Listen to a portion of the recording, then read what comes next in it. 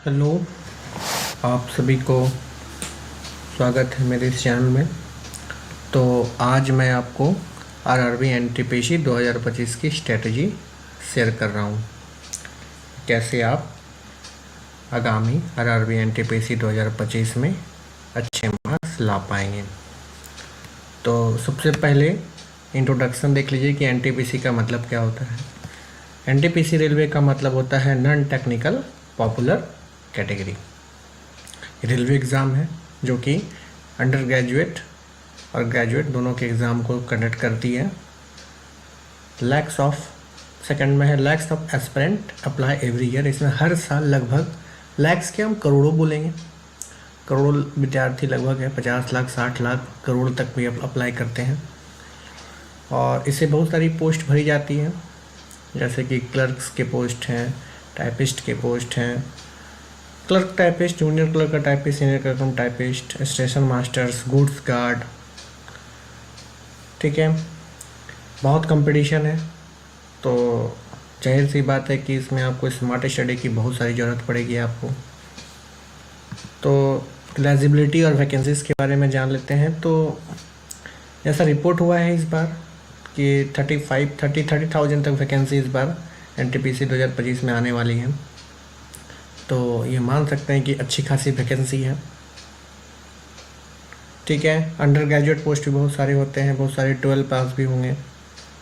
ठीक है, तो जब तक आपका ऑफिशियल नोटिफिकेशन नहीं आ जाता है तब तक आपको इसका इंतज़ार करना होगा कि वैकेंसी कितनी आती है। पर एक एस्टीमेट लगाया जा रहा है कि इस बार 30,000 वैकेंसीज आएगी, जैसा रिपोर्ट किया गया है। तो इसके एग्ज़ाम पैटर्न क्या है देखा जाए तो इसके एग्ज़ाम पैटर्न फोर स्टेज के होते हैं। इससे फर्स्ट स्टेज CBT 1 होता है, जिसमें 100 क्वेश्चन पूछे जाते हैं। 90 मिनट का समय होता है, जिसमें कि आपको इंग्लिश नहीं होता है, जिसमें कि आपको मैथ्स, रीजनिंग और जीके के सवाल रहते हैं। CBT 2 भी सेम ही है, बस उसमें सवाल की संख्या 20 और बढ़ा दी जाती है, 120 सवाल हो जाते हैं। और जो स्टेज 3 होता है वो अलग अलग होते हैं। जैसे लेवल 6 में अगर आपको जैसे स्टेशन मास्टर बनना है तो आपके लिए जो स्टेज 3 होगा, उस स्टेज 3 में आपको साइको की परीक्षा देनी पड़ेगी। अगर आप क्लर्क्स के पोस्ट में जा रहे हैं तो उस पोस्ट के लिए आपको टाइपिंग देना पड़ेगा। और इसकी टाइपिंग में बैक स्पेस का यूज़ नहीं होता है, ये बात आप जान लीजिए। और स्टेज 4 जो है वो जब ये फाइनल जब एक लिस्ट बन जाएगा तो फिर आपका उसमें डॉक्यूमेंट वेरिफिकेशंस हो गए और आपका मेडिकल टेस्ट होगा। मेडिकल टेस्ट के आधार पे ही आपको और आपके जो प्रेफरेंस जो आपने फॉर्म भरते इसमें डाला है उसके हिसाब से ही आपका पोस्ट का सिलेक्शन होगा। और इसमें एक नेगेटिव मार्किंग भी है कि 1/3 है पर मतलब रॉन्ग क्वेश्चन, 3 क्वेश्चन गलत के 1 क्वेश्चन गलत कीजिए वरना 1/3 कटेगा। वो आपको मैं डिटेल से समझा दूंगा क्वेश्चन देखिए, ऐसे आप समझ में नहीं आएगा आपको।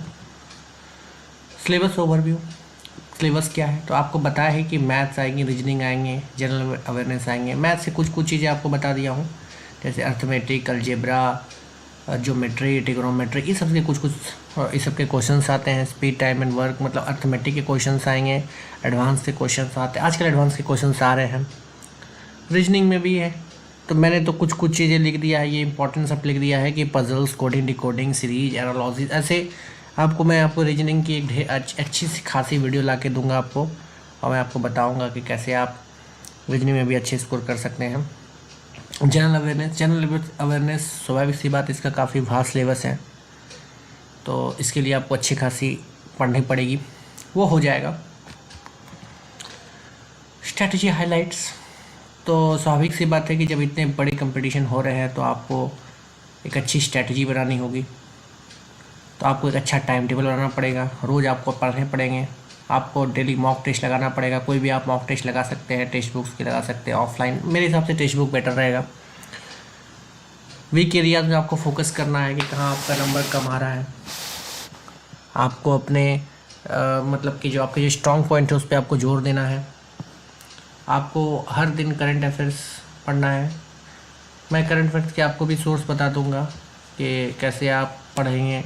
जल्द पढ़िएगा, आपको लगभग 1 साल का करंट अफेयर्स तो आपको याद होना चाहिए, मेरे हिसाब से। मैंने तो 2 साल तक किया था। और एक आपको फार्मूला बुक मैथ्स के लिए बनाना पड़ेगा और एक नोट्स कॉपी बनाना पड़ेगा, जिसमें कि आप कोई भी चीज़ आप मॉक में अगर फंस रहे हैं तो आप उसको उसमें लिखते जाइएगा। बिल्कुल, जब आप मॉक दीजिएगा तो इसमें आपको टाइम मैनेजमेंट भी बहुत बड़ा मैटर करेगा।